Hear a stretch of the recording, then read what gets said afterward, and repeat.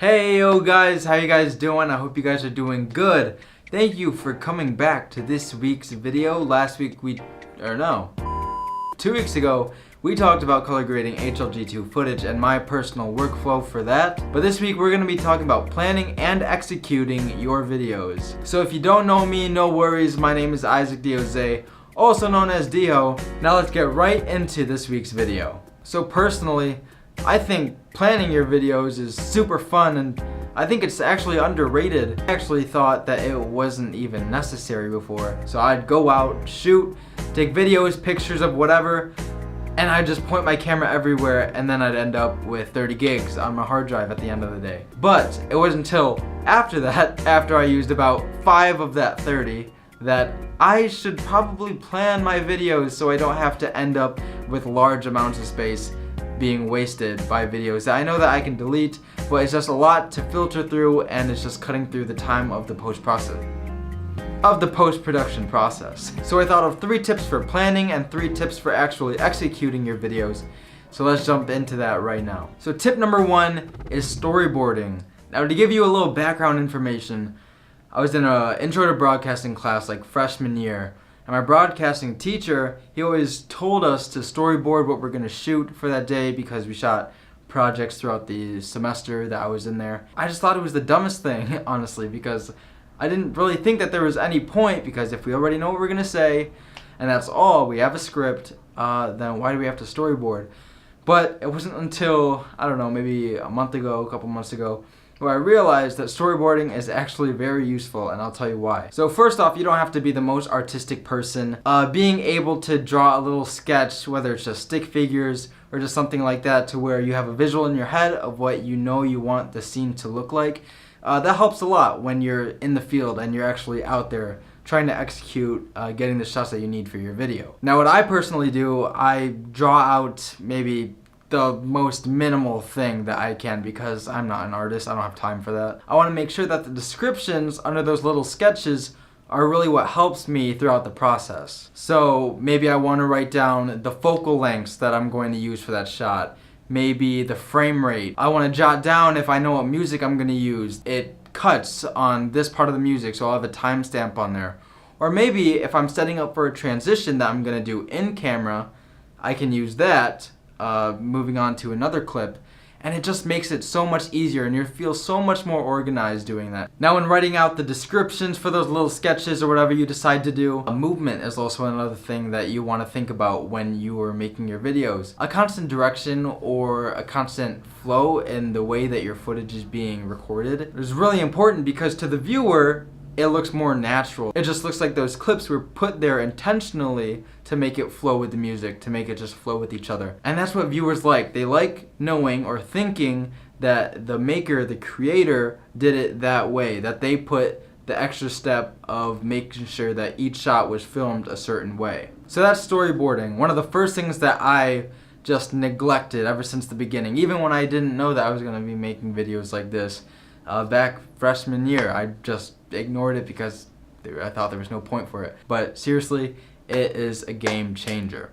Now tip number 2 is plan what time of day is going to correspond with the clips that you already have planned. Let's say you want to get your sunrise and sunset clips at a certain location, so you'll save that location for those times. Let's just say, example, for you're in the city, you can use those buildings bouncing the light everywhere to create a soft light that the sun is giving, because I think we all know that midday is a terrible time to shoot video, unless you have an ND filter, but still it's just less flattering on the skin. If you know that you're going to be around a lot of buildings, maybe it would be a good idea to shoot midday in that environment if you know that you want to be somewhere else for sunrise or sunset, to get those golden hour looks, flat, very soft lighting on our subjects. Now, if you're actually given the freedom and you have the luxury of being wherever you are more days than what you plan to shoot whatever you're shooting, this is just what I do. But if I have extra days, I'll assign those extra days to maybe a frame rate or maybe a focal length. Maybe I'll have 3 extra days of shooting. Maybe one day I'll shoot everything in 120 for like some B-roll, or 24, or maybe I'll assign one day I'll shoot everything wide at 35, or maybe I want to punch in for the whole day at 85. Now I know that's kind of counterintuitive when you're trying to get the most done, but it just gives you more of a straightforward direction of what you're going to be doing for that day. Planning specific times to shoot specific scenes for your videos, you can use that to your advantage, because then you're getting the best lighting for the type of scene that you want so that you can portray that type of vibe in your video. That is tip number 2, plan your timing. Now my third tip to you guys for planning your videos is making a visual timeline. Now I know that this could definitely be worked into the storyboard process, but for me personally, sometimes my head just gets lost and I just start drawing pictures of shots that I know that I want, not in an order of anything that I'd want the actual video to be in. So this is where I'd actually take those clips, the ones that I storyboarded, the ones that I know the transition, the vibe, the music, everything to, I take those clips and put it onto a visual timeline. I actually draw a line, make dash marks, and then I'll put those clips mentally or visually onto the paper where I want them to be in the final video. Now in the post-production process, when you're cutting everything together, you don't want to be filtering the X amount of gigabytes that you have of footage just to put the video together. You'll be saving yourself a lot of time to pre-organize the clips so you know what order they're going to go in chronologically when you start editing and cutting everything together. So pretty much for planning, just write everything, be organized, and make sure that you write everything that you want that scene to include. Yeah. Okay, so those are 3 tips to plan. Now I'm going to tell you 3 tips on executing. Now the first tip, it's kind of uncommon. I don't think I've ever heard it before. Kind of something that I just thought of. But the first tip is to not be shy. You just made it a lot easier on yourself for planning everything, and now all you have to do is shoot it. It's like you were given the test answers, and now all you have to do is look at the answers and take the test, and then you're gonna make a great video. That's pretty much how you do it right there. But really, you plan those shots because you know that you want those shots, and you thought that those shots are gonna be what makes your video good. So go out and shoot, and don't be shy about getting maybe candids of people if that's what you wanted in your video. If you wanted to get some realistic reactions of people, or very natural acting from people that you know that you wouldn't get if you were to walk up to them and ask them. But just don't be shy and just go out there and shoot and get the shots that you need. Now the second tip is to carry whatever you wrote everything down, whatever you typed everything down on, whether it's your phone or you wrote it in your notebook or something. Bring that with you whenever you go out to shoot, because you won't remember everything, I promise you that. You need a reference while you're out shooting because 1, you're going to be focused on getting the shots that you know that you want, and then 2, you just want to make sure that you get all the shots that you need. Especially if you're in crunch time, let's say you have X amount of time to shoot for someone, or maybe X amount of days to, I don't know, that you want to get a video done. Being able to know that you're getting all the shots that you wanted, all the shots that you planned beforehand, is just going to give you a lot of confidence. Again, it just makes it a lot easier on yourself. So just help yourself and make it as easy as you can for you as you're out shooting. Sometimes we just think that we're a lot smarter than we are, but we're not.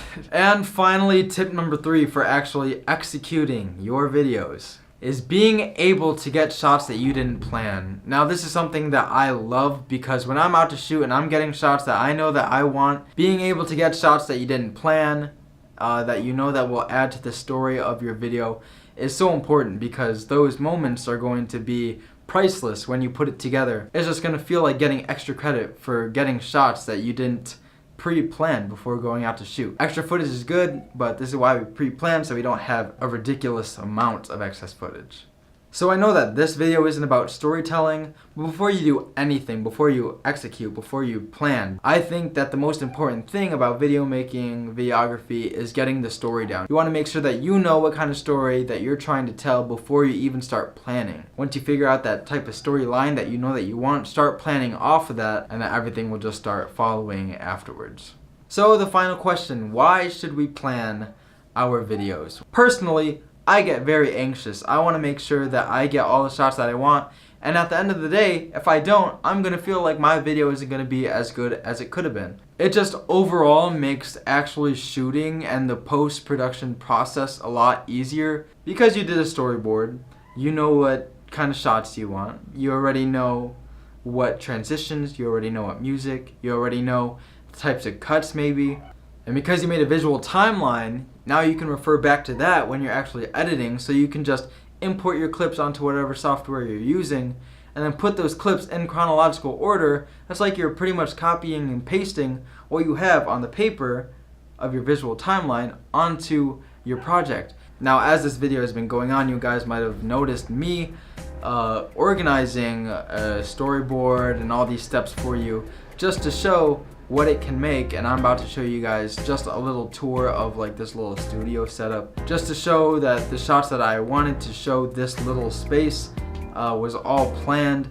And I can bet you money that when I'm editing all the parts that I know that I want to get of this little area, that it will just flow because I pre-planned. You guys should make it a lot easier on yourselves, just so you're not going out there wasting space on your memory cards, on your hard drives, just pointing away and shooting everything.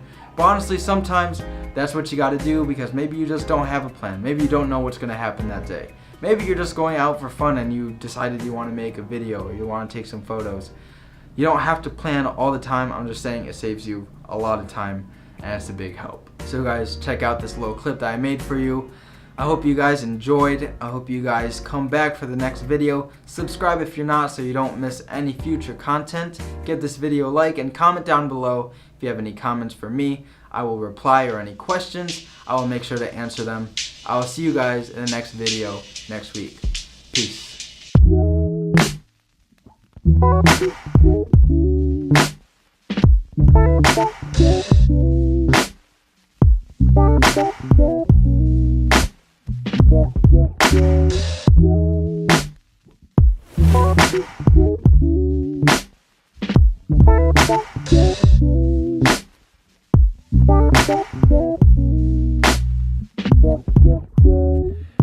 I need to tell you something. I know exactly what I'm looking for. Baby, it's you. I need to tell you something.